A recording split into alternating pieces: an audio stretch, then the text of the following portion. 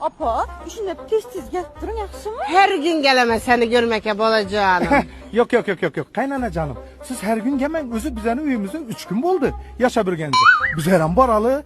Üyünü göreli. Özgeçler var mı? Yok mu? Kaynana? Sen uruntuyu koyamam mı balam kızım mı sağın aman ahır. Kızınız da aynen. Makara kaynana. Şu yüzünüzden sizi moçak.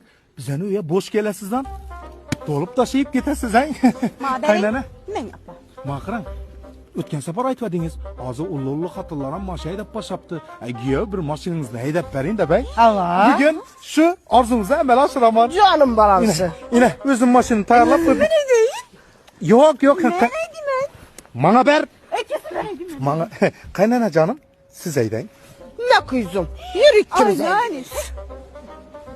Hatta niltimi sen heyden mi koyuver şu maşını?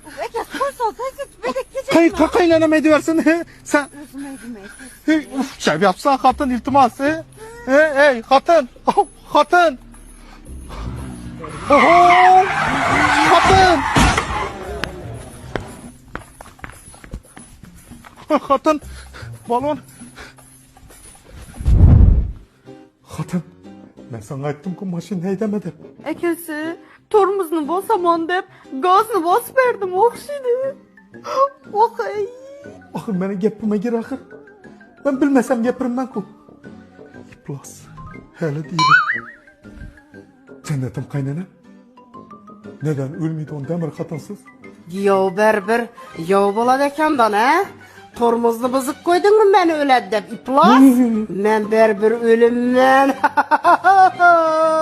Ya şu veresmi şundan